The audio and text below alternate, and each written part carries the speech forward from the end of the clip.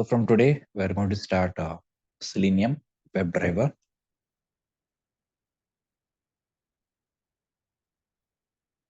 So first, let us see the introduction, like what is Selenium WebDriver and what it is contains, and then we will see how we can set up environment. And after that, we'll see how we can write a basic automation test case. Okay. So first thing, what is Selenium? Selenium WebDriver. There are three definitions are there, so we need to understand those three definitions first. So what is Selenium WebDriver? The first definition is WebDriver is one of the component in Selenium. WebDriver is one of the component in Selenium. So Selenium contains the three components. One is Selenium IDE, Selenium WebDriver, Selenium Grid. So these are the three components which we can call them as a Selenium suite. And WebDriver is one of the component in Selenium through which we can automate web applications. Okay, this is the main component for automating the web applications. And the second one is WebDriver is a Java interface. WebDriver is a Java interface. So in Java, we have understood about interface. Like what is an interface in Java? Interface. Interface is a blueprint of class which contains a public and static variables and which contains a default method, public methods, abstract methods. And if there is an interface, that should be implemented by using a class, right? There should be some class. There must be a class which will implement the interface. So these are all the points we have understood. So the Selenium WebDriver is an interface. They have designed WebDriver as an interface initially. And then later on, the WebDriver interface is implemented by using multiple classes like Chrome driver class or Internet Explorer class, Firefox browser class. Because when I talk about web applications, so people can access web application in different browsers. Some people will use Chrome, some of them will use Firefox and some other browsers. So WebDriver is an interface, and whatever interface which you have, if you want to implement this WebDriver, for example, Chrome browser is there. So as a tester, I'm using Chrome browser. So whatever methods are there in the WebDriver interface, if I implement those methods by using Chrome driver class, and these implementations works only for Chrome browser. It cannot use for any other browser because the browser to browser internal architecture will be different. Even the purpose or goal of the browser is same, but internally the implementation architecture level, there are differences. So same WebDriver methods may not work for all kinds of browsers.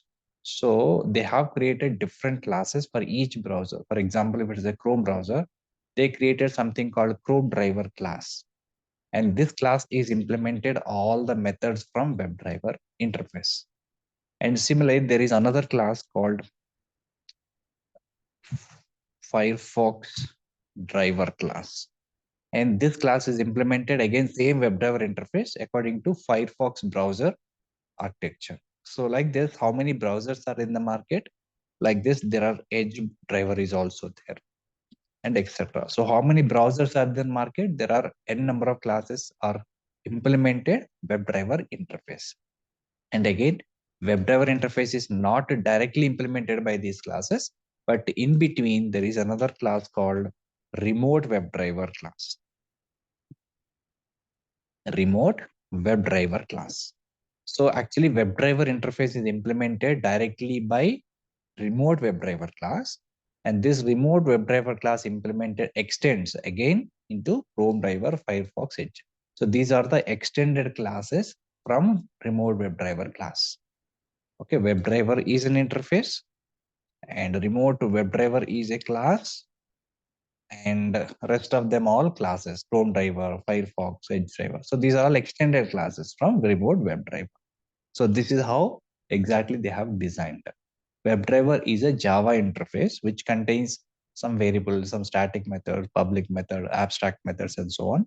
And again, the WebDriver interface is implemented by remote WebDriver class, one single class. And this again, remote WebDriver class again extends into Chrome driver, Firefox driver, and Edge driver. Now, these three are the child classes of remote WebDriver class. In other words, we can say these are all childs of WebDriver also. Okay. So this is a architecture. So WebDriver is a Java interface. That is a second definition. Yeah. Remote WebDriver is a parent of all three classes. And we can also consider WebDriver is also parent of parent. Suppose if I create an object for Chrome driver or Firefox or Edge driver, can we hold that object in the remote WebDriver class? Yes or no? Can we hold that object in the remote WebDriver class object? Yes. Similarly, if I create an object for these classes, can we hold those objects in the WebDriver variable? Can we create a variable object for WebDriver? Object we cannot create, but the variable we can create, right? So WebDriver variable also can hold all the objects of these classes. Okay, remember this point. This is most important point. Right. Next one. WebDriver is an API, application programming and interface. This is the third definition. WebDriver is an API. So to understand this, we need to first understand what is an API. Okay. And application programming and interface, what exactly the API means and how it is going to work.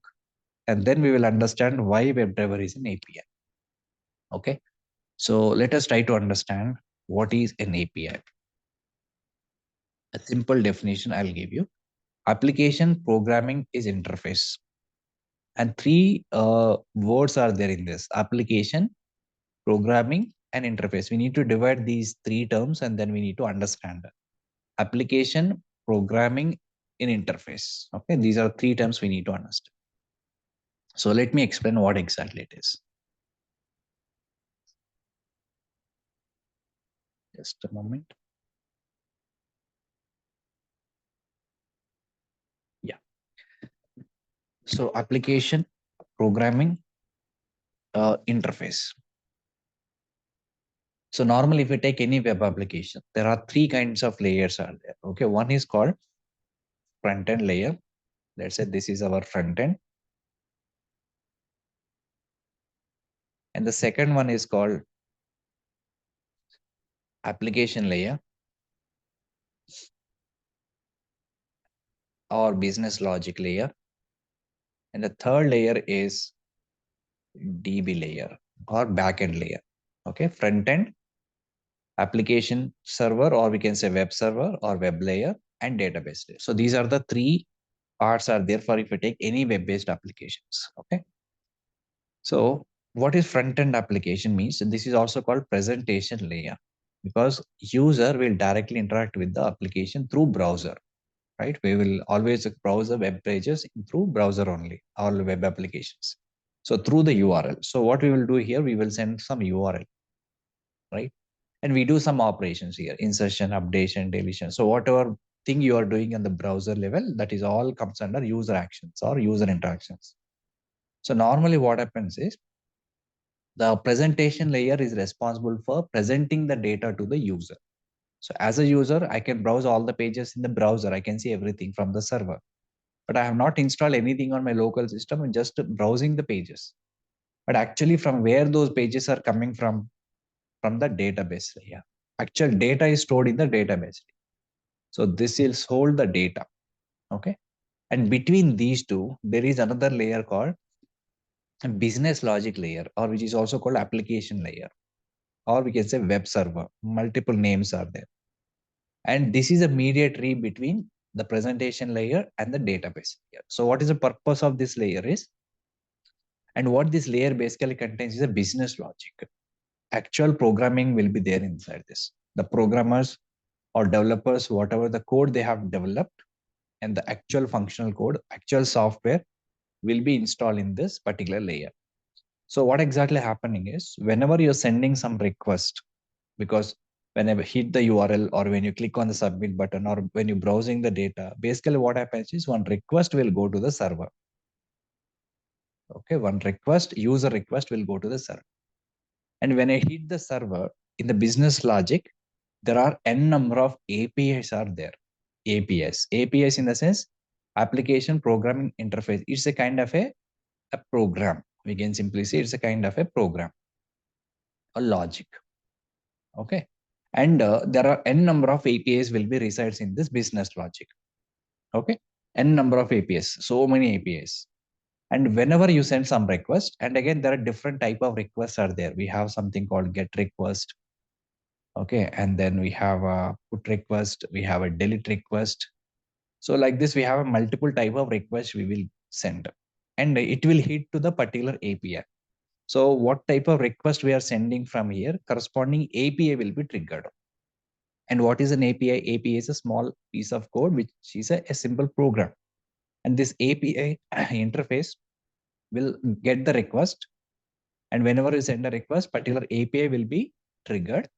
And what that API will do, as soon as it receives the request, and it will also send the same request to the database layer. And the API will receive the request here from the business logic layer. And then according to the request, it will send to the database layer. Now in the database layer, the data will be fetched. Whatever the request we have sent, corresponding data will be fetched, and again it will go given back to the API. And that means it is called response. And once the API get the response, the same response will be presented to the user in understandable format. So that is how the API works. So whenever you take any kind of API that requires some kind of a request, that means we have to provide some input and it will give the response. Okay, it will take the request and provide the response to the user. So from the user, it will take the request, and to the user, it will provide the response. That is the purpose of an API. Simple example I'll tell you to understand the API. If you go to the restaurant, okay, let's say there is a kitchen. Actual food will be prepared in the kitchen, right? So here the food will be prepared. And here the customers are waiting. Let's say these are the customers. Customers directly don't go to the kitchen and get the food, right? So in between these two, there will be one person, right? We will order our food to that person, and what he will do, he will go to the kitchen again, the food will be prepared here and get the food and serve here. So this person is called API. He is actually doing the job of API. Okay, so this is how we can understand. So microservice is totally different, so that will not come here. I'm talking about only APIs. Okay, so microservices will be used to interact between multiple APIs again. So each and every API will have some communication. So API to API. So there exactly microservices come into picture. But here I'm talking about only APIs. Okay. Right. So this is how we can understand what exactly API means. So API is an interface. Now you try to understand these terms: application, programming, and interface. API contains what? API contains what? A business logic. The business logic is written in the programming language. So this is basically having some programming.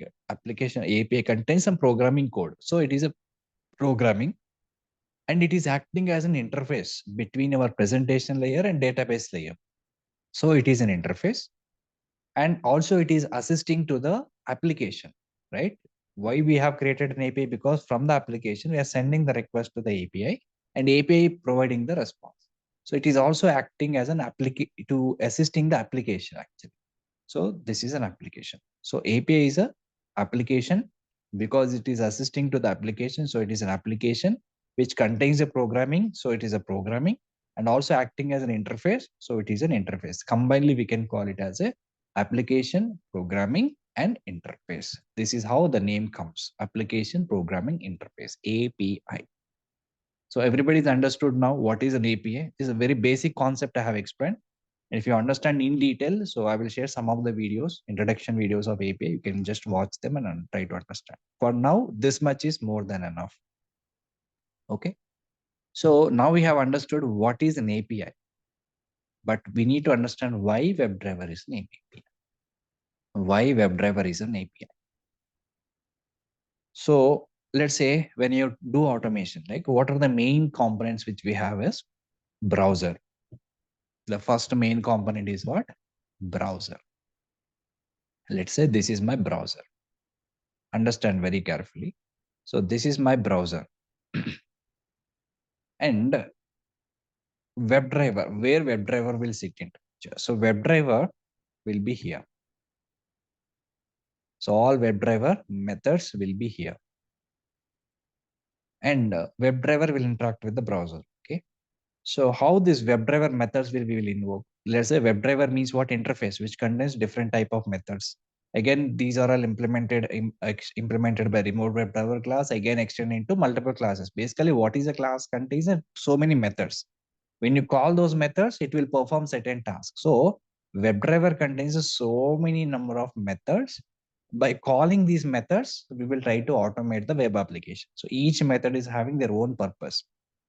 Who will call this method from the WebDriver? Our Java program, from Java code or in Eclipse.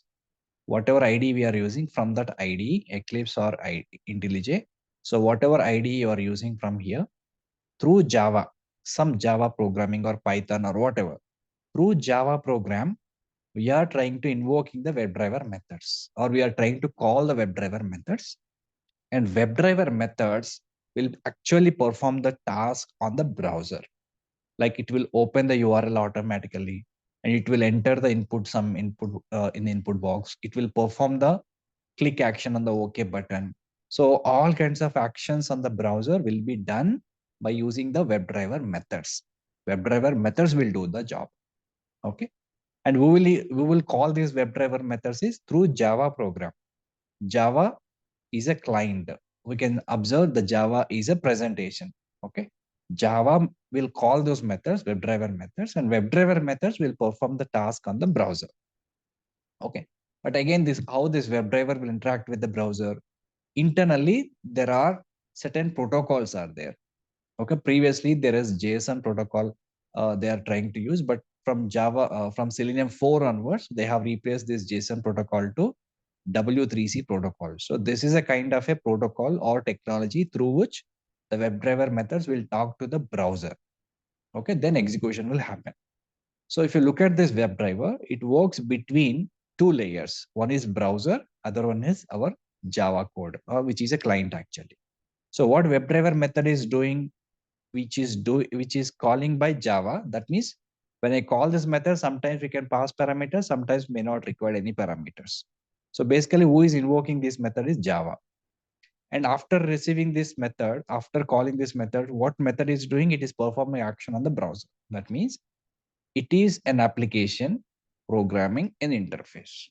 Why it is working as an interface between our client and the backend browser. Between these two layers, the WebDriver is exactly working here. So that is the reason WebDriver is acting as a API, application programming and interface. So here, see, API in the sense there no need to have any database. Mainly 3 layers should be there. It can be any type of layer. Okay, here we do not have any database. Here we do not have any database, but the layers you have to look at. Okay, Java client is one layer, browser is another layer, and between these two exactly WebDriver is working. So WebDriver is nothing but it is receiving the request and sending the same request to the browser, and action is performed here. Got my point? When you call this WebDriver method, and what WebDriver method will do, it will perform the action on the browser. So we can see those actions on the browser. Sometimes we will capture some information from the browser also. For example, the title of the web page and whatever text is displayed on the application, the text we want to capture. So that also we can do. Some method from WebDriver will also get some information from the browser, and that will provide to the again our client. Okay. So that's how WebDriver works. So that's the reason it is an application programming and interface. There no need to be any database here. API means it works not only based on the database. Here there is no database concept, guys. I don't know why you're asking. Database, did I tell you anything about the database here? Nothing. It is just a Java client, WebDriver method, and then browser. Only 3 components. But why I'm calling WebDriver as an interface API? Because it is working as an interface between our client program, which is Java program, and browser. So our Java program directly cannot interact with the browser. So we need to call some WebDriver method, and WebDriver method will actually do the actions on the browser. That's how it will work. Okay, so here there is no database, nothing. But actually in the real-time APIs, if you're directly working with APIs, there should be some database. there should be web server, there should be client. So here the APIs will be there. API will get the data from the database and then it will provide the presentation layer. But here, instead of presentation layer, we have a Java program. Instead of web server, we have a web driver. Instead of DB, we have a browser. Okay, actual actions will be happen on the browser. In this also, actual data will be present in the database. Here, actions will be performed on the browser. Okay, this is a similarity. This is a comparison. So you don't need to have exact component here. Here database is there, but here we don't have database. Instead, we have a browser. So action will be performed on the browser. Here the data will be processed on the database. So like that, we need to compare. Okay. So the database is Java interface is what? WebDriver is what? It is an interface. And it is also an API. It is acting as an API, application programming interface. The WebDriver method in the sense what? It is also programming code, right? WebDriver method is what? Programming code. So it is assisting to the Java client, which is an application or Java application, which contains the programs. And it is acting as an interface between our Java client and the browser. That is the reason we can also call WebDriver is an API. Okay. So these are the three definitions, guys. If anybody asks you in the interview, you should be able to explain this. Just not by giving a sentence, you should more explain about this. If it is a Java interface, why it is a Java interface? So earlier I told you, initially they wanted to develop a framework, a kind of an automation tool through which they want to automate the web application. That is their initial requirement. But in the market, there are n number of browsers are there. So initially they have created a WebDriver interface, and later on they have created so many number of classes. Okay, so that's how WebDriver is got started. Not all methods are abstract. Some methods are public, some methods are static, some methods are abstract. Because interface allows the multiple type of methods. Different methods are there in WebDriver, but especially abstract methods are implemented by using remote WebDriver and later on extended into multiple classes. And WebDriver contains not only abstract method, there are public methods also there, there are static methods also there. So we will learn all those methods in the coming sessions. So WebDriver in the sense what? We are going to learn all the methods from the WebDriver, and we are trying to use those methods to perform the actions on the web applications. That is our ultimate goal. Automating the web application is nothing but what? Whatever actions we do on the web application for testing, same actions we will perform through WebDriver methods. And who will call those WebDriver methods? Through Java program, we have to call those WebDriver methods. Today itself, I will show you one example how exactly automation script will work and how exactly it will perform the actions on the browser. Okay. So all three definitions are clear, everyone. So please confirm in the chat box. WebDriver is one of the component in Selenium. WebDriver is a Java interface. WebDriver is an API. These are the three definitions of WebDriver. All right. Now let us see how we can set up the environment. So remember this hierarchy, because in the coming sessions also I will give more clarity on this. But initially, just understand this. WebDriver is an interface which is implemented by remote WebDriver class. Again, this remote WebDriver class extended into Chrome driver, Firefox driver, and Edge driver, and so on. So if you want to run your automation on the Chrome browser, then we have to use Chrome driver class. Okay, we have to create an object for Chrome driver class. Through that object, we have to call WebDriver methods. Similarly, if you are automating the test or if you are executing the test on Firefox browser, then we have to create an object for Firefox driver, and through the object, we have to call WebDriver methods. Similarly, whichever browser you want to execute your automation test cases, for that particular class, we have to refer. We need to create an object for that particular class, and through that object, we have to call the methods. And methods will not be different. Okay, whatever methods are there in the Chrome driver class, same methods are implemented in Firefox driver class, same methods are implemented in Edge driver class. But methods implementation little bit different because all browsers are not exactly the same.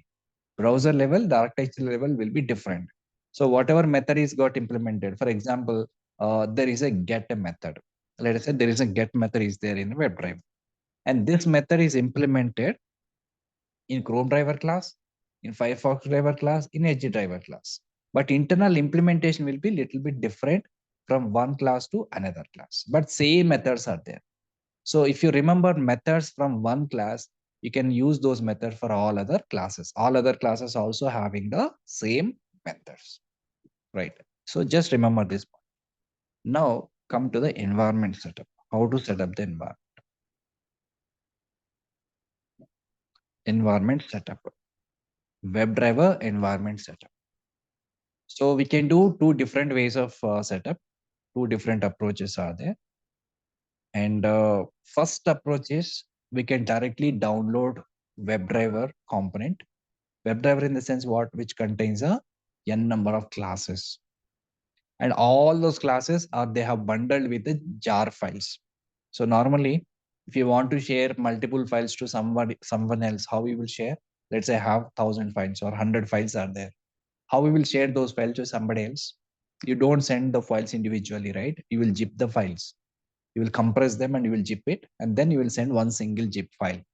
And other guy, they will extract the zip file and they will get all the files, right? Similarly, Selenium guys, they have created so many interfaces, so many classes, and those classes are having n number of methods, and they are available as an open source. Okay. Now we need to get all those classes, all those methods. Then we have to attach them in the Java project, and then we can use them. But how they will provide, in which format they will provide all the classes methods, in the sense jar file format. So normally if we have a dot zip file, right? Similarly, if you want to compress all the Java classes, methods, interfaces into single file, that's called as a jar file. Dot jar is an extension. Jar is Java archiving file. Java archiving file. So jar contains a bulk of classes and interfaces and everything. Okay. So instead of providing multiple files, they have just created multiple jar files, and they are available in their official website, Selenium website. We have to get those jar files. We have to download the jar files, and whatever Java project which we created in the Eclipse, normal Java project. So Java project we'll create in workspace, right? So in the Java project itself, we need to attach these jar files. All the jar files we need to attach into the Java project. I'll show you how we can do this. So this is all manual process. So we need to download the jar files from official website. That is manually we have to do. And once you download the jar files, we need to attach them to the Java project. That is also manual process. Again, suppose tomorrow the latest version of Selenium comes into market. Then what you have to do? You have to again remove the existing jar files from your project. Again, download the latest version of jar files. Again, we have to attach them to your current project. This is all manual process. Okay, this is one approach. So downloading jar files. Okay, downloading jar files and attaching them to Java project. This is one approach. Downloading jar files and attaching them to the Java project in Eclipse or IDE, whatever. This is one approach. But this approach is totally manual, completely manual. We no need to do any automate here. This is completely manual, and there is some problem with this approach. Okay, so first let me show you this approach, but we are not going to prefer this approach normally. And the second approach is by creating Maven project, we do it. By creating, instead of creating Java project, we will create a Maven project. Maven is also a Java project, but some additional advantages we will get from the Maven. Maven is a build tool. I'll tell you what are those advantages and how to create a Maven project. Okay, these are the two approaches are there. Most of the times we use only Maven project. Even in the real-time projects also, we will directly create a Maven project. We don't do anything manually. But for your understanding, just I will show you both the setups, but normally we follow only the second one. Okay. Now we'll see the first approach, how we can configure or how we can set up the environment for Selenium WebDriver. So first of all, I can create one workspace. I'm going to C drive, automation. So in the my workspaces, I'm going to create a new workspace. So my workspace name is Selenium WebDriver. Okay, I'm just creating a folder so that all the files, folders, automation script, everything I will store here. And this workspace we need to open in our Eclipse. So let me open my Eclipse. Okay, so I can just open my Eclipse. So I already have my Eclipse. So I'm just opening this. Just a hold. Okay, so when you're launching the Eclipse, it is asking for the workspace. So this is my Eclipse I'm opening. So it is asking for the workspace first time, right? When it is asking for, or else once you open Eclipse also, you can switch to the workspace, no matter. So currently it is pointing to a different workspace. Now I'm going to browse and whatever folder I created, go to the C drive, wherever you created. So in automation, my workspaces and Selenium WebDriver, I'm selecting this folder. So from now onwards, this is using the workspace. And I'm using this workspace by default. So I'm just checking the box and say launch. Okay, suppose if you already opened in your Eclipse, okay, once you open your Eclipse also, you can switch to the workspace if you want. So once it is done, it opens the Eclipse like this, and you can close this welcome window. Now this is a new workspace, so I haven't seen anything here. Okay, suppose you already there in your Java programming workspace. So earlier you already created Java programming, right? The workspace. If you still want to use workspace, you can use it, no problem. In the same workspace, you can create a new project. Okay, so you can continue with the existing workspace, whatever you created earlier, whatever Java programs you have done earlier, same workspace you can continue, or else you can, if you want, you can create a new workspace. Okay, so here I have created my new workspace. So in this, we have to normally create a Java project. So let me create a new Java project. So here I'm giving a name as WebDriver project. This is my new Java project actually. So by default, WebDriver is also Java only. So Java project. And here we don't select any module. So unselect this module and every concept. This module concept is there in advanced Java, like more than Java 15, Java 2021. Developers need this concept, but we don't need. So remove this module kind of thing and then click on finish. So this will create a normal Java project, right? It's a normal Java project. So you can just create normal packages, Java programming, everything you can practice it. But in addition, we have to attach WebDriver. Okay, we need to download the WebDriver jar files and we have to attach them to the existing Java project. That's how we need to do configuration manually. So once you created your Java project, this is your workspace. Okay. Now, how to download Selenium jar files? Now we need to go to Selenium official webpage. Just select for Selenium, search for Selenium and selenium.dev. This is official webpage. Just click on it. And once you click on it, here you can see three components: WebDriver, IDE, Selenium Grid. Now we need to go to the download section here. And you can see there are multiple languages currently supported. So now we are going to use Java. So the latest version is what? 4.18.1. So this is the latest version as of now we are using it. So I'm also mentioning the version number. This is the current version. So I'm going to click on this and it will automatically download all the jar files. Yeah. So now I click on it. Now you can see it is downloading a zip file. Now, once it is downloaded, just go to this particular folder and wherever it is downloaded, you can see here. And once you downloaded, you have to extract this zip file. So okay, you can say extract all. So once you extract it, you will see a new folder here, which contains all the jar file. Okay, so once you have seen, it will show you where exactly you want to extract it. So click on extract. So once it is done, all the files, zip files, zip file is extracted into multiple files. So it will take few seconds of time. So once it is done, we can attach those jar files to your Java project in Eclipse. So let it download.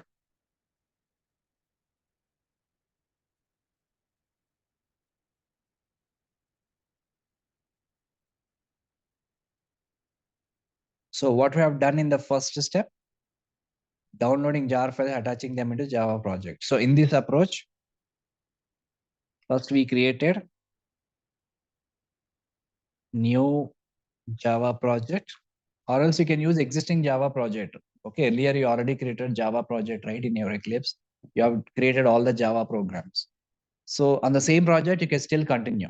Okay, you can just additional add new jar files. You can so created a new Java project.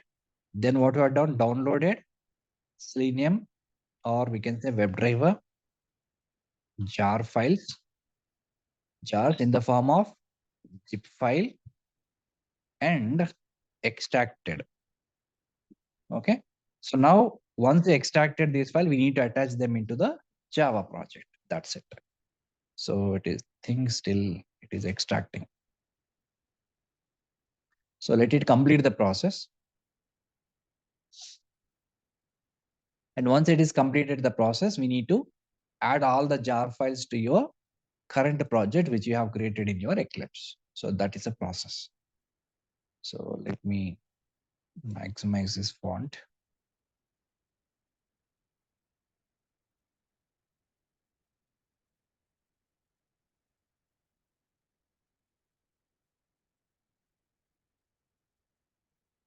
And this is just for your information. I'm just showing you this approach, but normally we don't follow this.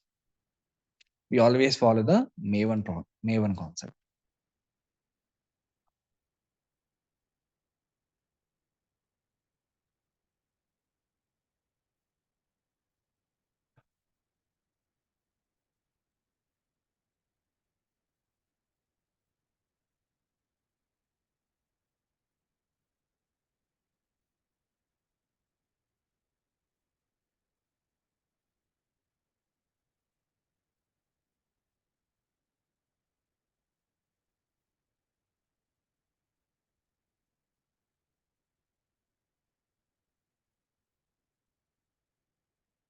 Browser specific drivers are not no need to download, because from Selenium 4 onwards, even browser specific drivers also bundled with these jar files. But earlier in the older versions of Selenium, each browser their specific drivers are there. Okay, so we have to download them. But now we don't need to download any specific drivers for the browser. So Selenium guys are already embedded those drivers into Selenium jar files. And from Selenium 4 onwards. Okay, but if you are using previous versions, older versions, then you have to download browser specific drivers separately. But now, nowadays you don't need that one in the latest versions of Selenium.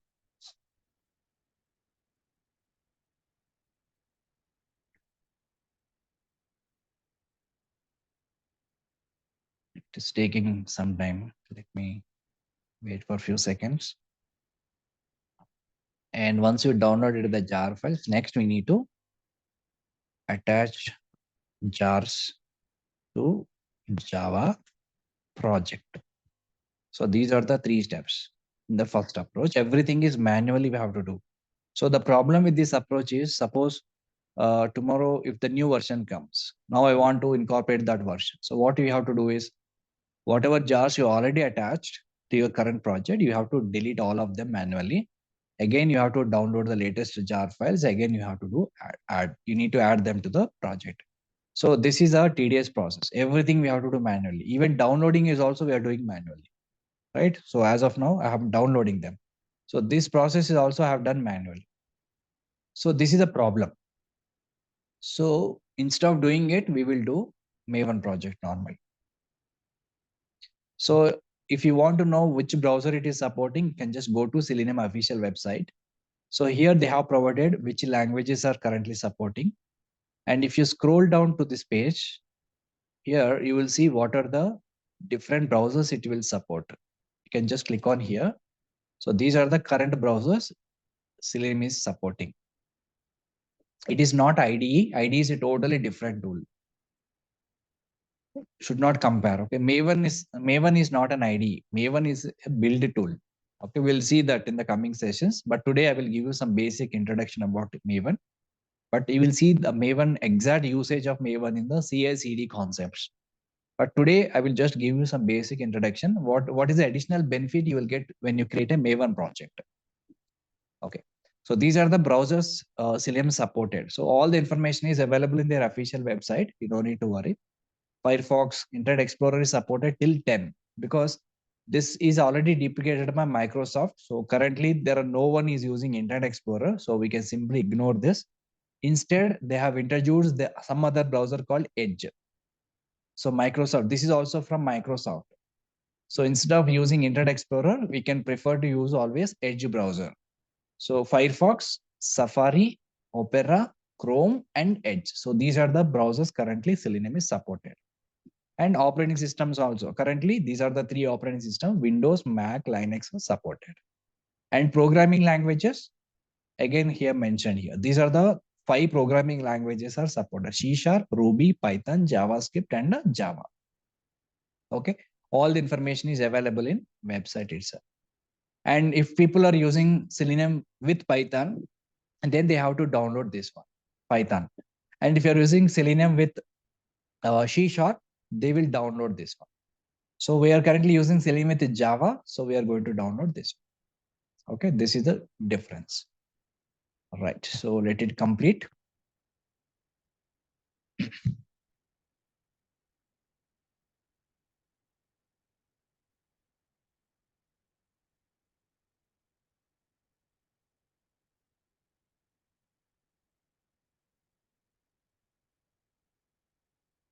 It is taking more time.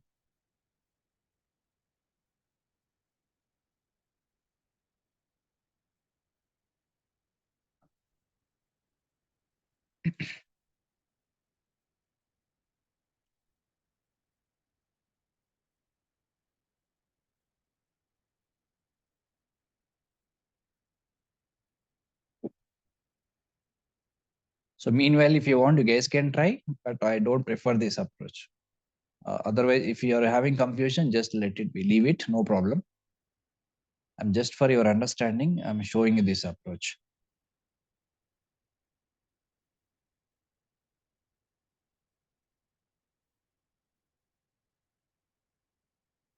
Yeah. So now it is extracted. So downloaded and also extracted. So downloading is not taking much time, but extraction is taking some time. So once extracted, you will see a new folder called 4.18.1. You can see this is the actual Selenium jar files. Okay.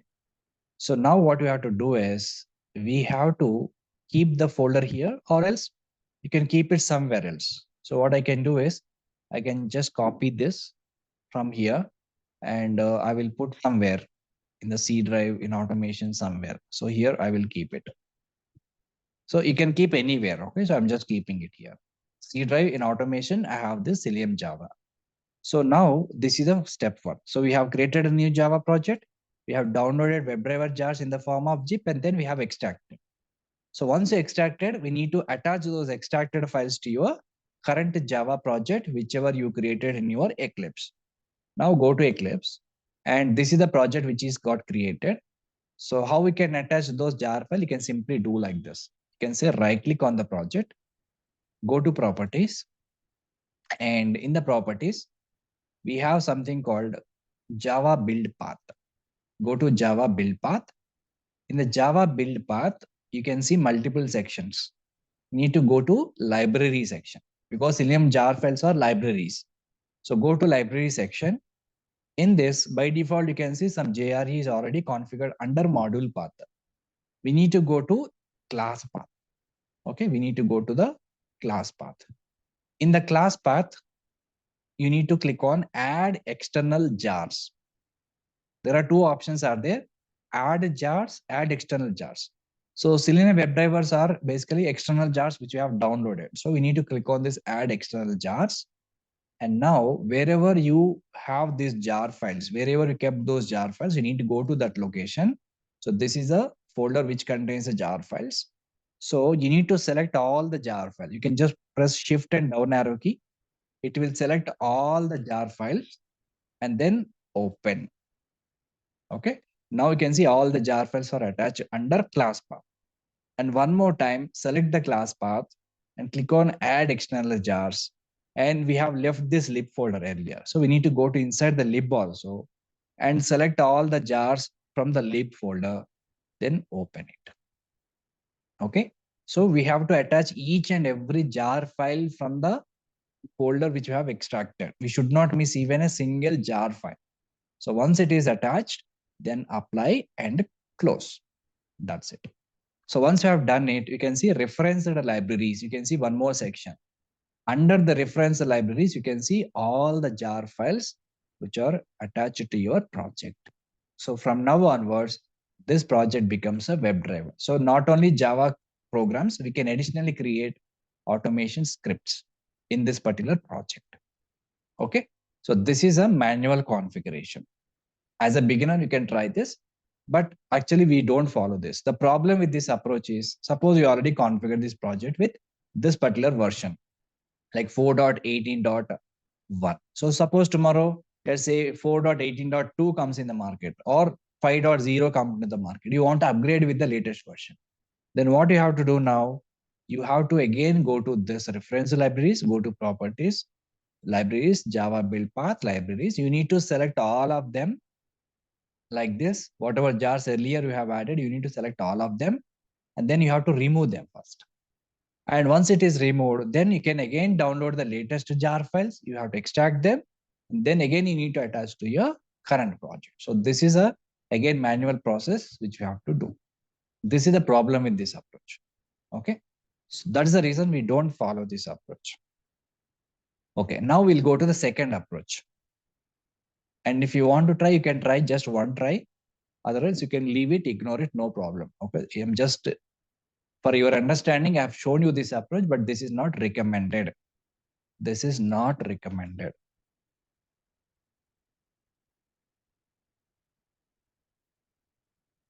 Okay. Now, let us see how we can do the second approach and how we can overcome the manual stuff. Everything we can do automatically. So Maven project itself, it automatically download all the jar file from the website. It will automatically attach to the project. Even tomorrow, if there any new version comes, that will also automatically do through Maven project. Everything is automated. Now we'll see how we can do through Maven project. So Maven is basically a build tool. Normally, DevOps team will use about Maven in CI/CD configuration, CI/CD continuous integration configurations.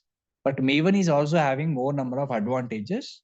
As an automation tester, we can also use Maven to get those advantages or to get those benefits. So how we can create a Maven project? So Maven is a small tool, a build tool, or we can say an extension or a plugin. And whenever you install Eclipse, by default, you will get a Maven. So you no need to install Maven separately. By default, Eclipse will come with the Maven. Even if you are using IntelliJ also, by default, you will get a Maven in that particular IDEs. So, and again, Maven is also related to Java only. On top of Java, Maven components are added. So Maven also internally, it is a Java only. But additional benefits you will get from the Maven. Now, let's see how to create a Maven project. So I've created WebDriver project, right? So I'm just deleting this project for now. Delete this. I don't need this. And when you're deleting it, you have to select this option. If you're not selecting this option, this project will be deleted only from Eclipse, but still there in the workspace. So if you want to delete this from workspace also, then you have to select this option. Delete project contents on disk cannot be undergone. So just delete everything. So everything is got deleted. Okay, now as of now, I'm there in the same workspace. Now I want to create a Maven project, the second approach. So creating a Maven project. How to create a Maven project? Very simple. Instead of creating a Java project, there is an option called create a Maven project. You can see the second link is there. You can also create from the file menu. Go to the file, new, instead of Java project, you have to take a Maven project. So take this Maven project, and here it will show you multiple options. So create a simple project. So select the first checkbox. Otherwise, it will give you some default templates of the project. We don't need any default templates. We have to create our own template. So create a simple project. Skip architect types. Archetype is nothing but a template. So we are going to skip that section. We don't need. So select the first checkbox. Second checkbox, let it be there. So Maven project will be created in our current workspace. Simply click on the next button. And here we have to provide a few informations. So group ID we have to provide. So basically group ID is related to project name. So here I'm creating a project name. I say Selenium WebDriver. And same group ID, you have to give in the artifact ID. So group ID, artifact ID, same thing. Whatever I have given here, same thing you put in the artifact ID. And rest of the things are optional. You can just leave for now. Just provide only group ID, artifact ID, so that with these names, the new Maven project will be created. So once you provided, just click on the finish. Right. So once you click on the finish, it is got created a new project, which is actually Maven project. Maven in the sense, again, it is underlying, it is having Java only. Okay. So even in the Maven project also, we can create a Java programs, we can execute everything we can do, whatever we have done earlier. So this is how we can create a Maven project. Okay. So once you created your Maven project, you will, by default, you will get some packages along with some pom.xml. So we need to understand few of them here. So once you created your Maven project, by default, Java is associated with this. See here, Java is already associated with this project. Along with this Java, it is also given some default packages. SRC main Java, SRC main resources, SRC test Java, SRC test resources. So these are the 4 default packages which is provided. So normally SRC main Java, SRC main resources used by developers. SRC test Java, SRC test resources are used by the testers or used for testing purpose. And first 2 packages used for development purpose. All the development code will be part of SRC main Java. And when I do some development, if we need any third-party files or resources, we will keep inside SRC main resources. Similarly, whenever you want to create automation test cases, that will be part of SRC test Java. And when you're creating automation test cases, if you need any third-party files like Excel sheets or Notepad files or any property files, we will keep them inside the SRC test resources. So for automation purpose, we need these 2 packages. And first 2 packages we don't need. So we can simply select them and then delete them. So right click and then delete. Even if we keep them, no problem. But anyway, we are not going to use them. Okay, these are the only 2 packages which we are going to use. Again, resources folder, I will later use it. But for now, let us focus on SRC test Java. This is the main root package for Maven. And inside this only, we will create another sub packages and we will create all the test scripts and everything. Now, these are all default files and pom.xml. This is the main file for Maven project. So as I said, everything will do automatically, right? So that thing will happen through pom.xml. So Maven project is always have pom.xml file by default. Only through pom.xml, we can achieve everything in Maven. So downloading the jar files, attaching them to your current project. And tomorrow, if you want to remove the existing jar file, we can remove them. All these things are happen through pom.xml file. Okay. So now we'll see, this is just created your only Maven project. Still, we have not configured with WebDriver. It is just a Maven project. So now we need to configure WebDriver. So to configure WebDriver, what we can do is, earlier, we have downloaded all the jar files manually, right? So now we no need to download anything manually. So what we can do is, in pom.xml, if I open the pom.xml, in the pom.xml, if you look at this, a small piece of XML code you can see. So this is a basic default code which you can see here. This is pom.xml XML code. And there are some tags are there. You can see project and closing tag, model version, group ID, artifact ID, version. There's some default information is there. Let it be there. So now we need to add here something. What we need to add? In the pom.xml, we have something called dependencies. Dependencies. Remember this terminology. In the pom.xml, we have something called dependencies. Okay. What is dependency means? So as of now, in this Maven project, what extra we need is Selenium WebDriver jar files. So that is a dependency. Suppose tomorrow, if you want to work with Excel sheets, I need to download third-party dependency, Apache POI. Suppose tomorrow, if you want to use with TestNG, then you have to get a TestNG dependency. So dependency means something which we need in our existing project. That's called dependency. So as of now, we need WebDriver jar files. Selenium WebDriver we need for this project. So that is a dependency. So that dependency we need to add in pom.xml. So how we can get the dependency? So all the dependencies are available in MVN repository website. You need to go to MVN repository, search for this one, MVN repository, and you will go to this particular website. This is the official website. From this, we will get all the dependencies required for pom.xml. Okay, this is called Maven Global Repository. Okay, in the coming sessions, I will elaborate this. But as of now, just remember a few things. So whatever dependencies we required for our projects, all the dependencies are available in mvnrepository.com. This is the official website of Maven. And they will maintain all the dependencies in their repositories, in the remote repositories. So in this, we can search for our dependency. Which dependency we need? Selenium Java dependency. Just search for Selenium Java and click on the search button. Now you can see different dependencies are listed out here. So this is a dependency which we need, Selenium Java. Just click on it. Now you can see all the versions are available. So as of now, what is the latest version of Selenium? This is the one. February 20th, it is got released. 4.18.1. So whichever version of dependency we require, we need to get it. So click on this latest version. Now you can see this is a small piece of XML. This is called as a dependency. This small piece of code is called as a dependency. Now copy this dependency and paste that inside the pom.xml. That's it. Very simple.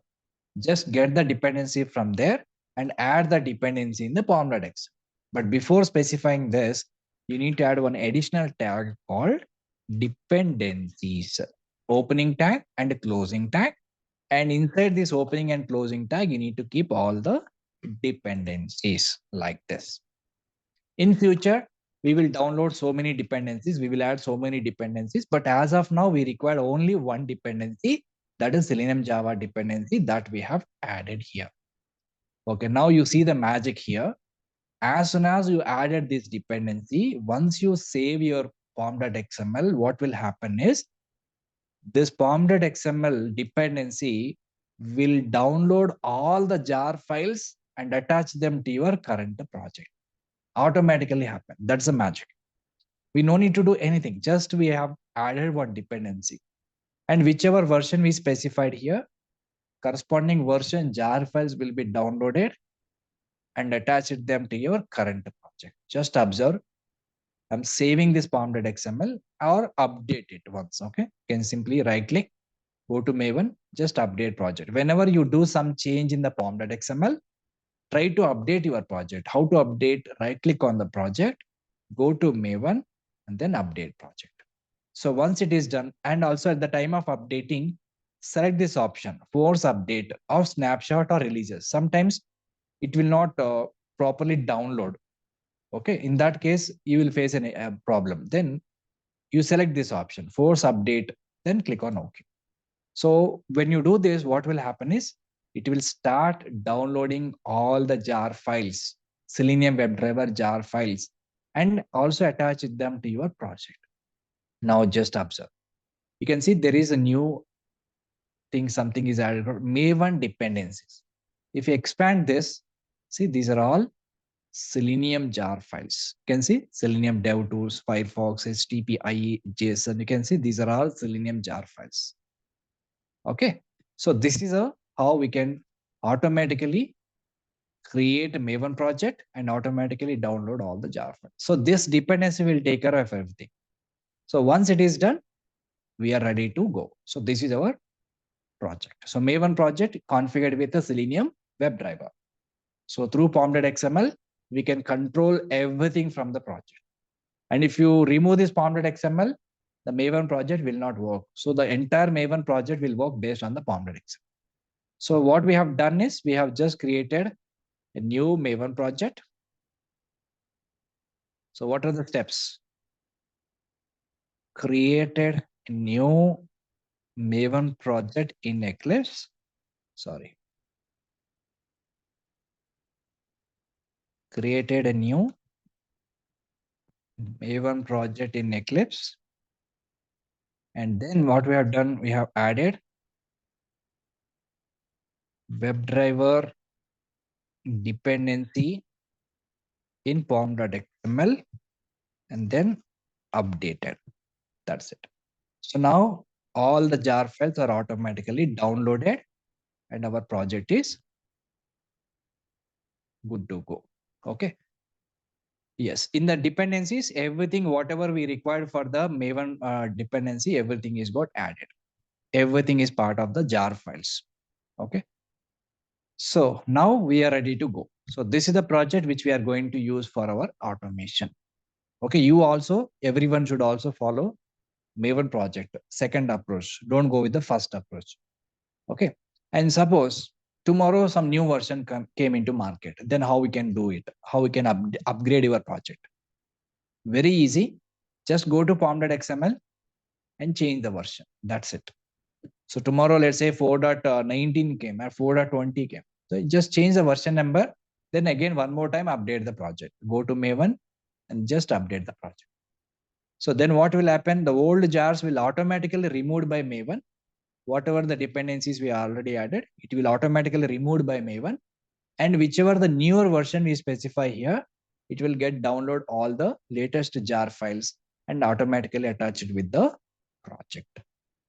So this is how we can use Maven project. Okay, so you can see Maven project option. You can see if you are going to file, go to the new. Here you can see Maven project.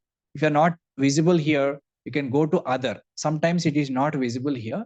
So then what you can do is go to other, click on other, and here in this list you can see Maven project. You can see Maven option here, and expand this Maven option. Select the Maven project and then click on the next and proceed further.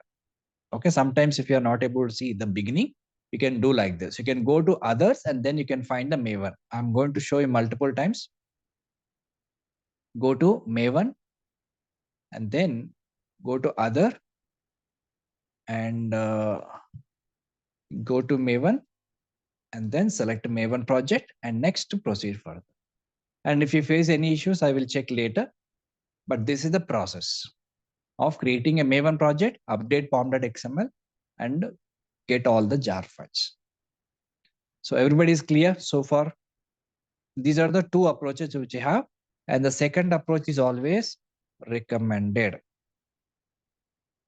Second approach is always recommended. Can everybody can do it yourself? Just creating a Maven project, update pom.xml with the dependency. That's it. Nothing else. Okay. So anyway, I will share this pom.xml. You guys just copy the dependency, or else you can go to this link. From this link, you can get the dependency. Okay. WebDriver.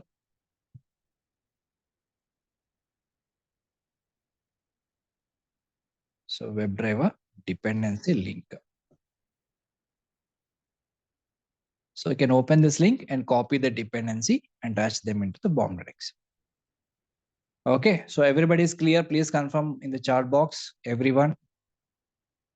The process, you know, right? You can just try later. But the process, how to create a Maven project, how to update pom.xml. Forget about the first one. The first one, everything we have to do manually. Again, that is a tedious process. So if you just create a Maven project, just add one dependency in pom.xml. That's it. It is ready to go. Okay. Now, so we are created a Maven project. So now we'll see how we can create a simple automation scripts, very basic automation script. I will show you how to create and how to execute. How exactly we can achieve automation through WebDriver. So today is day 21, I guess. So what I can do is I will create a new package for today. SRC test Java. Inside this, I'm going to create a new package. Just like every day we are creating new project and we are doing multiple programs, same way. Create a new package. So inside this, I'm going to create my new package called day 21. Click on finish. So now I created a new package under src test Java. Inside this, I'm going to create a new class, just like a normal Java program. Create a new class and I'll name it as it's my first test or first test case. And I'm taking main method also, just like a normal Java program. Click on the finish. Right. So this is normal Java program which I've created. All right. So you can also write normal Java programs, no problem, because basically it is Java only, right? So underlayer is Java only. Maven, Java, Web, everything is in Java only. So we can still normally create a normal Java program. We can execute. See, I'm just creating a simple program here. System.out.println, just a testing. So normal Java program, you can just run as Java application.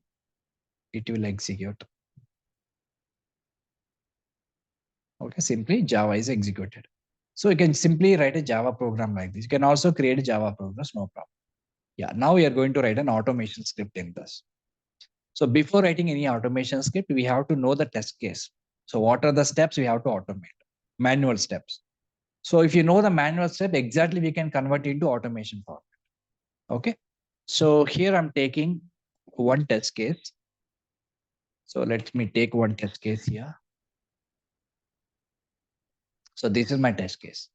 The first step, I want to launch my Chrome browser. Then I want to open this URL. This is the application URL I want to open in the Chrome browser. Okay, now I want to check the title of the page is this one or not.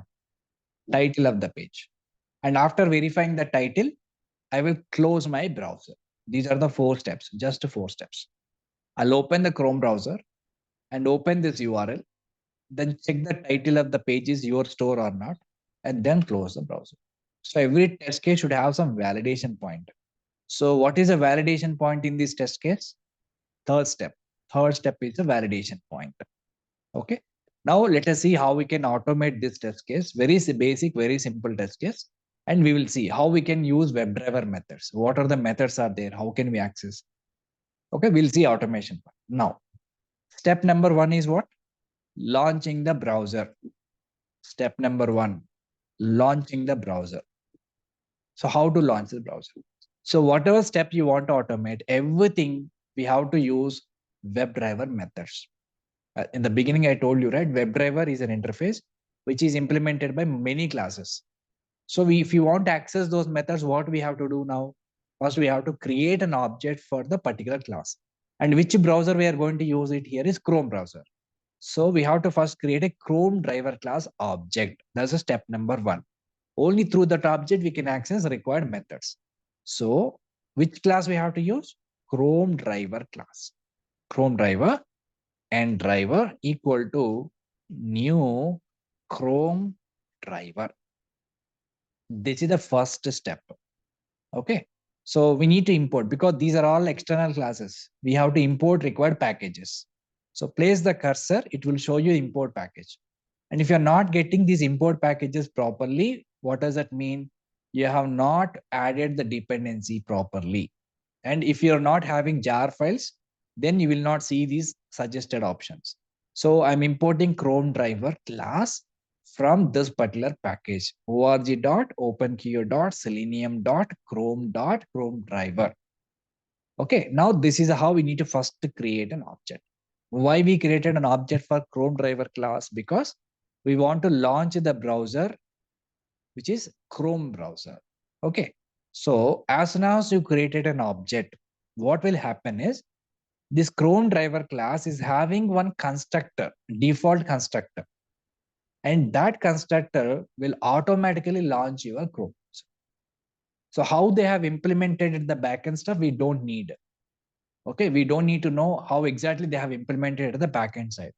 We need to know how to use those methods for our automation purpose. Okay, so whenever you create a Chrome driver class object, internally the Chrome driver constructor will automatically invoke, and that constructor will launch Chrome browser. Remember this. Okay, let me run this code. Just one single step I created. Execute and see what will happen. Run as Java application, just like a normal Java program. Just observe here. As soon as I execute it, now you can see it is launched my Chrome browser. It is automatically launched my Chrome browser, and it is also saying Chrome is being controlled by automated test software. Through automation, we have launched this particular browser with single step. Just by creating Chrome driver class object, it is launched my Chrome browser. And who is done this? This is done by constructor, which is there in the Chrome driver class. And still we have not opened any URL here. Just we launched only browser. Okay, close this for now. So step number 1, launch browser. It is done. Just by creating an object of Chrome driver, this is done. Now, same step, can we write like this? I can say WebDriver, driver equal to new Chrome driver. Can we write like this? Yes. Why? Because WebDriver is what? Parent only, right? Chrome driver is derived from remote WebDriver class. That is also derived from WebDriver. So obviously it is a parent. So this WebDriver, driver equal to new Chrome driver also we can specify. But this WebDriver, we have to import. Okay, this WebDriver, we have to import. So it is not showing package properly. So we can just import. You need to write manually import. Dot WebDriver. So do we need to do tab casting here? Is it really required? So this is upcasting. Yes, you are right. So this is the child we are trying to store in the parent class variable, right? So here, this is upcasting. So we don't need to specify anything here. So you can go with this approach or you can go with this approach. Both are correct. All right. So now step number 1 is done. So this step is also correct. Let's try to execute one more time. Run as Java application. So this will automatically launch our Chrome browser. Now you can see the browser is successfully launched. So either you can go with this one or you can go with this approach. But this is the second approach most of the times we prefer. Okay, why? Because tomorrow if I create another browser object, I can store in the driver, right? If you create a WebDriver driver variable, I can store Chrome driver object, I can store Edge driver object, I can store Firefox driver object, any type of object I can store in this, right? But if we create this approach, I can store only Chrome driver object in this variable. I cannot store anything else, right? So that's the reason most of the times we prefer this particular approach. WebDriver driver equal to new Chrome driver. This driver is just a reference variable. You can put any name, anything is fine. All right, step number 1 is done. Now come to the step number 2. Open URL. As soon as the step is open the browser, we have to open this URL on that particular browser. How to open this? So second step. Very important, listen this carefully. Very easy. If you know Java, automation is very, very easy. Just the only thing is you need to know some methods. Yeah. So how to open the URL on the browser? Very simple. We already created driver, right? So just using that object, we have to call one method called. These are all WebDriver methods. You can see what are all methods are available here. These are all WebDriver related methods.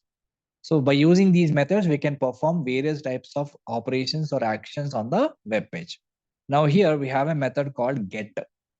Get is a method.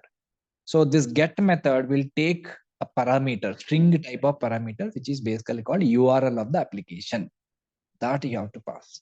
So this is the URL I'm passing as a parameter in the form of string. Okay, so from the driver object, I'm calling get method. What this get method will, these are all predefined methods and predefined classes. So we don't need to know what exactly they have written because they have already done and provide us. So we need to know how to use it in our automation. So what is this get method will do is the get method will take URL as a parameter and open this URL on the browser, which is already launched by this first statement. Okay, in the first step, we already launched our browser. In the same browser, the get method will open this URL. Very simple. Let me execute and show you. Just run as Java application. Okay, now it is launched in my browser. See, it is all launched in my browser and also open this URL. So now we got an application. Okay. Now step 2 is also done. Now step 3 is what? We need to validate the title should be your store. How we can validate the title? Just observe where we can find the title on the application. For example, let's take this application. And this is the application, right? In this, if you see view page source, right click on view page source. At the beginning, you can see the title. So you can see here the title. This is called title. Here it will show you. Okay. Or you can just inspect this and you can just go to the header part. In the title, you can see your store. This is a title actually. In the view page source, is somehow it is not displaying, but here it is displaying. Your store is the actual title. So we need to validate the title of this page. We have to, every page is having a unique title. If the pages got changed, for example, I'm clicking on MacBook. Now I go to MacBook page. So now the title of this page will be different. And once you go to add cart, and add cart page is different. Okay, and the title of the add cart page is different. So each and every page is having different titles. Now, as per my test case, I want to validate that home page title is what? My store. So how to validate? So that's the third step. Third step is what? Validation point. Third step. So before validating the title is your store or not, we need to capture the title from the application. Actual title is what? In the application, actual title is what? That we need to capture. Compare with expected title. This is our expected title, what we are expecting. But actual title sometimes will be different. If you find any mismatch between actual title and expected title, then your test is failed. So how to capture the title of the web page? So to capture the actual title of the web page, again, we have one more method called driver.getTitle. This is the method. So we no need to pass any parameter. So this method will automatically capture the title of the web page that I'm going to store in a string variable. This is our actual title from the web page. Actual title from the web page. So get title is a method which we can access through driver instance. So this method will return the title of the actual web page. And we already have our own title, right? So expected title is what? Your store. That we need to compare by using if condition. If, yeah. Now tell me how to compare the strings. How to compare the strings. So this is the actual title. This is your expected title. Now both we need to compare. So actual title dot equals, actual title is a string, right? Equals, what is our expected title? This is our expected title that you can specify. In the double quotes, specify this. In the double quotes, we have to specify this. Okay.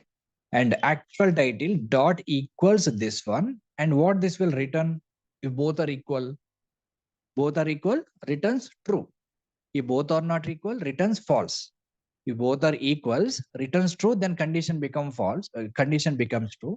If both are not equal, condition becomes false. So assume if both are equal, true, then what we should say? Test case passed or test passed. If both are not equal, then what we should say? Test failed. System.println, simply say test failed. That's it. So third step is also done. So what we have done, we captured the title of the page and stored in a variable, and then we compare with our expected value. And both are same, actual and expected are same, test pass. If actual and expected is not same, then test will fail. So third step is also done. Now what is the last step? Closing the browser. So as soon as our test case is got executed, we can close the browser, right? No need of browser. So how to close it?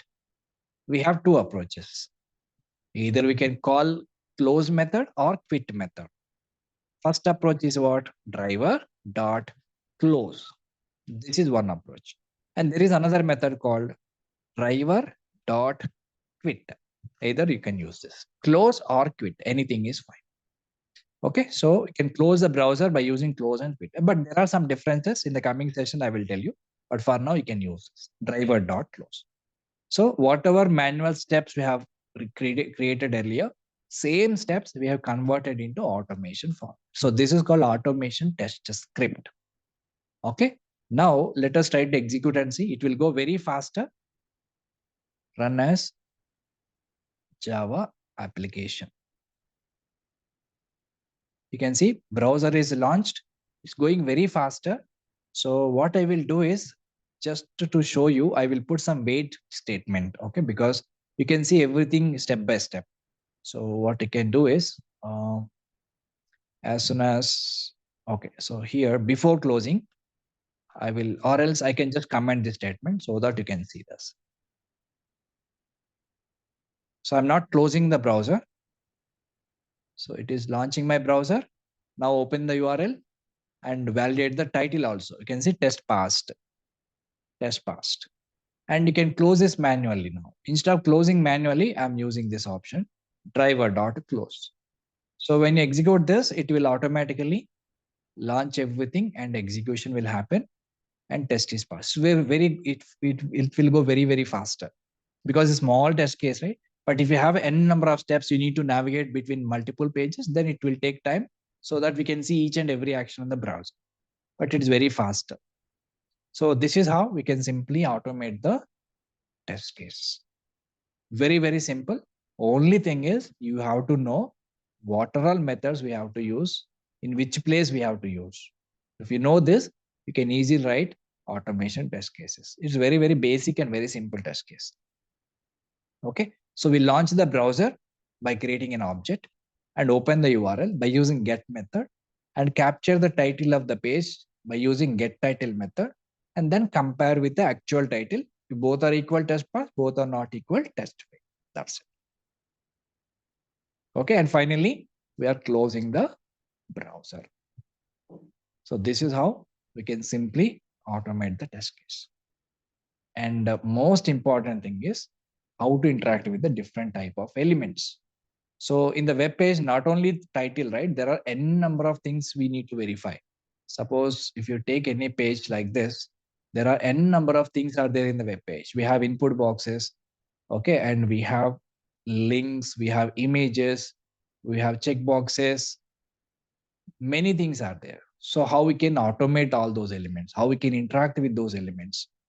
For every type of element, every type of action, there are different type of methods are available. If you want to click on a button, there is a method available. If you want to provide the text in the input box, suppose here the search box is there. I want to enter something like this. So there is a method called send keys is available. And if you want to click on the search button, the click method is available.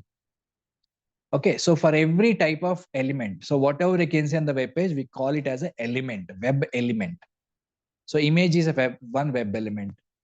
Okay, and links are web elements, buttons are web elements, input boxes are web elements, and sometimes you can see drop down boxes, they are web elements. Radio buttons are web elements. So these are all different type of web elements. So how to interact with those web elements? So there are different methods are there in Selenium WebDriver. By using those methods, we can interact with them. We can perform actions on the web elements. But before that, we have to identify those elements. How our Java code, how our Java program will exactly identify the element, because there are n number of elements are there. I want to exactly provide the text in the input box, and how our automation code or automation script will identify this element, because there are n number of elements are there. Okay, for example, let's say there are same kind of elements we can see. Sometimes you can see same kind of elements on the web page. Look at this web page. Here you can see two input boxes. Now I want to pass input text only in the username input box. How exactly our automation will identify? And we need to exactly pass password value. So if you have multiple input boxes, how we can exactly locate that element? So these are all possible by using locators concept. So how many ways we can locate the element? How many ways we can identify the element? That is all one part. And once you identify the element, then what kind of action we have to perform on it? That is another part. So entire automation you are going to focus only on two things. One is identifying the element or locating the element. Once you locate element, what kind of action to be performed? If it is a button, we have to perform click action. If it is an input box, we have to pass a text. That is a one type of option. If it is a link, we have to click on. If it is a drop down, we have to select one option from the drop down. Like that, every element, every web element is having different type of actions to be performed. For them, we have action methods are available. Similarly, every element we can locate different type of elements, different type of locators also there. Like by using ID, we can locate. By using name, we can locate. For every web element having certain number of attributes, basically we can call attribute. Like every person having different type of attribute like name, height, color, and everything, right? Similarly, every web element in the web page is having certain number of attributes, and those attributes we can use to locate the elements. Okay, this is all part of automation. So from the next class, we will continue. So first thing, we will see how we can locate the elements. That's the first part. Once you're able to locate the element, then what kind of actions we can perform. That's the second part.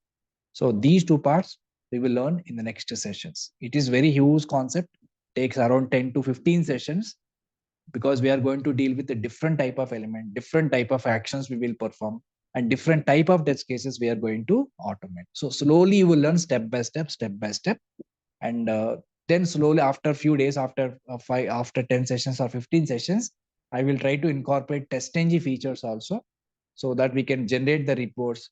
We can do parallel testing, parameterization. There are n number of topics are there. So we'll discuss all of them in the coming sessions.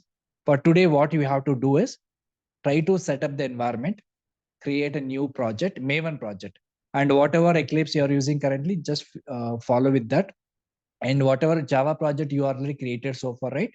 If you want, you can make the same project, or else try to create a Maven project, new project. On the same workspace, you can create a new Maven project and update pom.xml and try to create a small test case like this. Okay. Also, I will give you one more test case for assignment. You guys can try this. And this is for assignment. Same steps, but just application is got changed. Open the browser, Chrome browser, and open the URL and verify the title should be this or not. Okay. For example, let's say same test case, I want to run my Edge browser. Then how we can do it? Edge browser. So this particular statement will launch Chrome browser, right? This is for Chrome browser. Suppose same test case, I want to run my Edge browser. So simply what you can do is you have to create object for Edge browser. That's it. WebDriver driver equal to new Edge browser. That's it. So Edge driver. Right? So now we need to import this Edge driver class. That's it. There's only one statement you have to change. And rest of them, again, same. Because all methods are same. Browser to browser, there is no much change. Okay. All methods are same. Only the object will change. So if I execute now, this will execute on Edge browser. Can just let me show you. Run as Java application. So this time it will execute on Edge browser. Now we can see it is already launched. Okay. Let me launch one more time. Okay, I'll comment this statement for now so that you can see the Edge browser is launching. You can see this is my Edge browser. See, Microsoft Edge is being controlled by automated test software. So this is Edge browser and my test is got executed. So here you can see test is got passed. So after execution, if you want to close it, you can use close or quit. Anything is fine. And sometimes it will throw some socket exception. You can just ignore that exception for now. I'm just driver.close I have executed. See, my test got executed and also passed. But after that, when I closing the browser, I'm getting some exception warning. It is not an error. Okay, it is just a warning thrown by WebDriver. So you can just ignore this for now. And also we can use quit command. Instead of driver.close, we can also use quit. I can say run as Java application. So this will also do the same thing. So Edge browser opened, executed, launched, everything is done. Browser is also got closed. Right? So this is how we can execute on the Edge browser. So, but before the prerequisite is what? You need to have these browsers on your system. You need to install them. I think whoever is having Windows, they have the Edge browser. Chrome browser also should be installed manually. Okay, then only these things will work. And if you're not having Chrome browser and Edge browser, and if you're trying to launch them through automation, it won't work. Okay, and that is one thing you need to check. Second thing, if you already have a browser, try to have a latest version. Okay, so how we can update your browser? Suppose if you are open my Chrome browser, go here, there is settings options there. Or can just go to help, go to about Google Chrome. Okay, go to this option. And here it will show you Chrome is up to date or not. Okay, try to upgrade with the latest version. So Chrome is up to date. So this message should display. And these are the prerequisite. If you have a Firefox, it is also safe because I'm not using Firefox, but that's not recommended because it's very, very slow. Firefox execution is always very slow. So most of our automation sessions, I will try to use Edge browser and Chrome browser. If you want to use Firefox, you have to install Firefox browser. Then you can create like this. Here you can change like this. WebDriver, driver equal to new Firefox driver. New Firefox driver. So this is the class which is implemented Firefox. So that also we need to import. So now when I execute this test case, it will execute on the Firefox browser. But currently I don't have a Firefox browser. So this will throw an error when executing this Java run application. See, I don't have installation of Firefox on my system. So it cannot execute, first of all. It will try to launch, but it could not find anywhere in the Firefox. So definitely it will give you some error. So that is a prerequisite. Whichever browser you want to launch. Oh, I think I already have Firefox. Just a moment. Okay. Okay. So I already have Firefox. Let me run it. Run as Java. But it is very, very slow, guys. I don't recommend the Firefox browser. See here. This is my Firefox browser. So launching my application. Everything is done on my Firefox. So my test is also got passed. Okay. So whichever browser you want to execute, you can just configure that browser. Just change this object. That's it. So if you want to execute in Chrome browser, use Chrome driver class object. If you want to run on Edge browser, then you use Edge driver. And if you want to run on Firefox, use Firefox driver object. Okay. So use only one of them at a time. You cannot use all of them one time. Only one driver object will focus only one browser at a time. So use this option.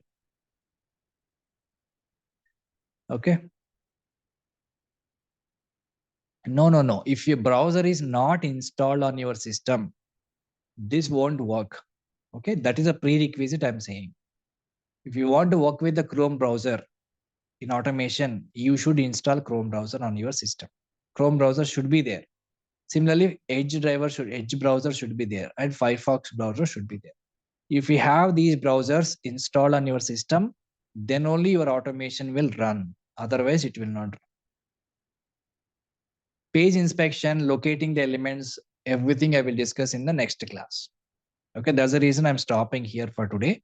I'm not going into the next stuff. So tomorrow session, I will discuss about the how many ways we can locate the element, how to interact with the elements.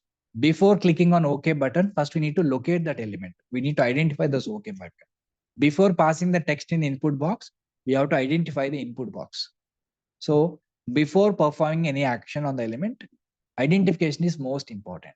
So that part we will discuss in the next 2-3 sessions. It will take approximately 2 to 3 sessions. It will take for locating elements. So once you know how to locate the elements, then easily we can perform the actions. But locating the web elements is a very big challenge in automation because there are n number of ways are there. So yes, Chromium driver is a new class which is introduced in Selenium 3.x. So in the previously I told you one hierarchy, right? So the WebDriver interface is implemented by remote WebDriver class. This WebDriver remote class is again extended into multiple classes, right? This is actually Selenium 3. This is how. But in Selenium 4, they have introduced one more new class between remote WebDriver and Chrome driver. That's called Chromium driver. So let me show you how exactly. This is the structure. Initially, WebDriver is an interface, and this is implemented by remote WebDriver class, and this is again implemented by extend from multiple classes. One class is called Chromium driver. Another one is what? Firefox, Opera, and so on. And this again Chromium driver is having two subclasses. One is Chrome driver class, Edge driver class. Okay, Edge driver, Chrome driver are using same kind of a driver. That's the reason they put these two under Chromium driver. Actually, I have not discussed this, but actually remote driver is again extended into Chromium driver class, Firefox driver class, Opera class, and many more classes are there. And this Chromium driver class again extended into Chrome driver and Edge driver. So these are the drivers we are currently using. These are the two classes we are using. So if you want to create an object for Chrome driver, that I can store in the Chromium driver variable, or remote driver variable, or web driver variable, because these are all parent classes. Similarly, when you create an object for Edge driver, that I can store in the Chromium driver variable, or remote web driver variable, or web driver variable, because all three are the parent classes of Edge driver. So this is the actual hierarchy. Okay. But again, this WebDriver is also not a root interface. This is also extend from one more interface called search context. This is the actual root interface in Selenium WebDriver. But most of the people don't know this. Most of the people will say WebDriver is a root interface. From there, everything is derived. But WebDriver is also extended interface from search context interface. Search context is also one interface. Extend into WebDriver interface. Here, this is extends, and everything is extension of the classes. Okay, clear everyone so far? So this is the basic introduction session for WebDriver. So as part of today's session, just try to set up the environment and get ready with them, and also try to do this assignment. First, practice my class example, then try to do my class assignment. Same steps, only the application is got changed. And then tomorrow, we will continue rest of the topics. Right? So that's all for today. I'll stop here, and we will continue tomorrow.